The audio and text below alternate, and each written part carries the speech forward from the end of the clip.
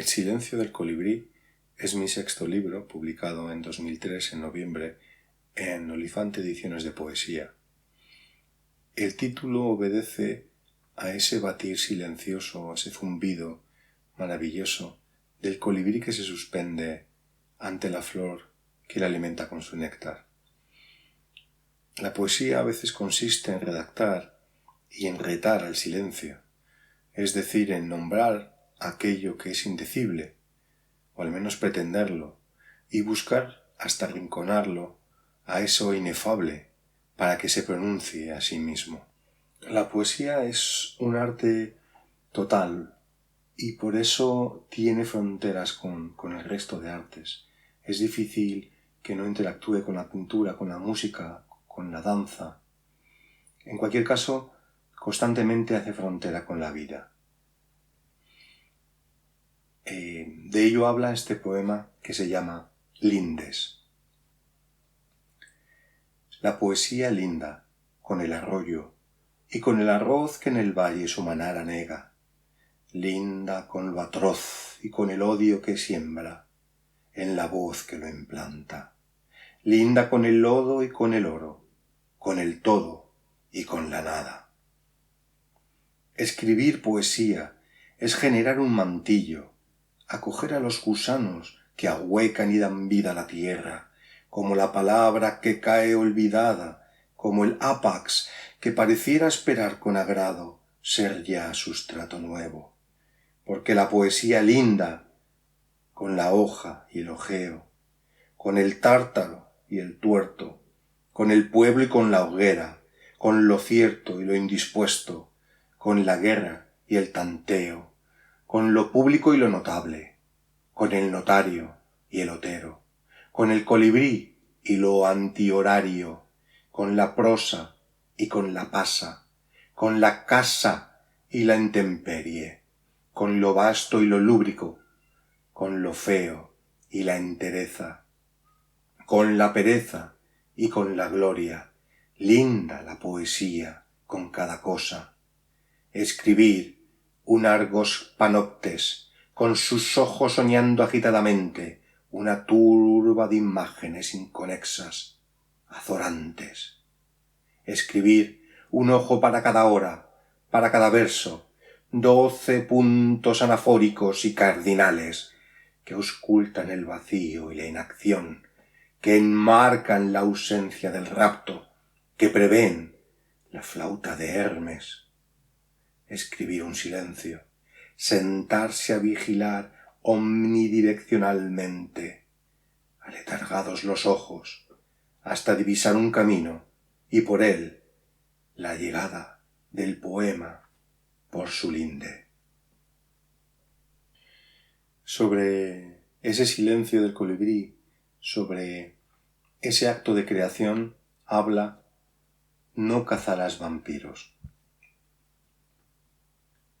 Escribir otro poema innecesario, meter un vampiro ya en el segundo verso, porque te da la real gana, uno que chupe sombra en lugar de sangre, para amamantar la noche que lleva dentro. Escribir una ventana en la inmaculada hoja, pero qué banalidad se enmarca en su cielo blanco,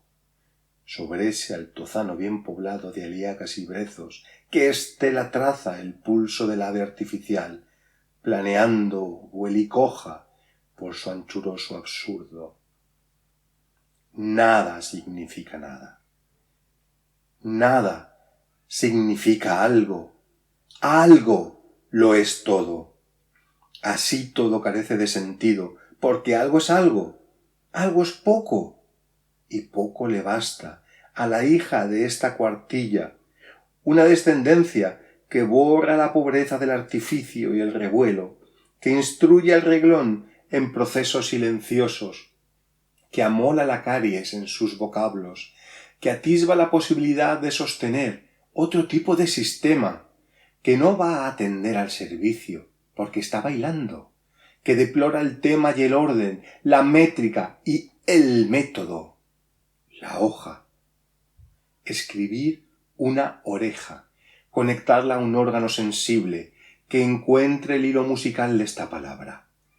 que ahí se aloje un cuerpo al que le vaya bien el ritmo, que sea una tarde amable y que apetezca acoplar sentidos diversos, tal como se contemplan los cuerpos sobre la hierba, que llueva y llueva bien y nos brote gratitud arbórea, echar a rodar verso abajo, con una estaca en el pecho y a plena luz del día para leer una piedra, leer libros insectívoros, libros que cosen una geografía con hilo de bramante, leer las páginas del río, los volúmenes del viento, la antología completa del silbar y del ancestro. Escribir un poema, por nada, porque es domingo, porque ya sabes mucho, más de lo que quisieras, y has sacado a un vampiro de su oscuridad más profunda, uno que teme ser cazado con indolencia y al que no has de dar otra muerte que esta. En un registro más personal, hablando también de lo que es la creación de los sueños, de la creación, de la ideación del futuro, va este poema: Ayer un limonero, quien en silencio obra, labra silencios, pero quien forja poco ante el gentío, con clamor y ademanes, recoge ganancias mucho mayores que su talento, y tanto peor la labor, cuanto más generosa la varaunda. Pero hoy no quiero pensar en eso, y me he sentado en la escalera, mirando lo que debería ser ya un jardín, con ese rincón donde imagináramos un limonero, para el que nunca encontramos el momento o el esfuerzo preciso. Desde aquí contemplo un mañana en el que habrá un limonero, pero tú no estarás, y sus frutos agriarán la leche de mi recuerdo, esa que emana una felicidad tal que la sombra del girasol oculta siempre a su espalda, esa felicidad con la que ahora bajo y contemplo nuestro jardín aún por hacer y el tiempo por venir desde la dicha más absoluta. Esta es la semilla del limonero que aquí dejo plantado y a cuya sombra crece ya nuestro abrazo. Sobre la creación, sobre el misterio de la poesía, habla Condición del felino. El gato de Schrödinger es el poema, una forma de expresar mediante una naturaleza totalmente ajena una idea que no sabríamos compartir de otra forma, puesto que huye al tratar de revelarla. Es un árbol en el salón de su casa de Chernóbil, mirando por la ventana una naturaleza salvaje, a la que querría parecerse desde su próspera comodidad.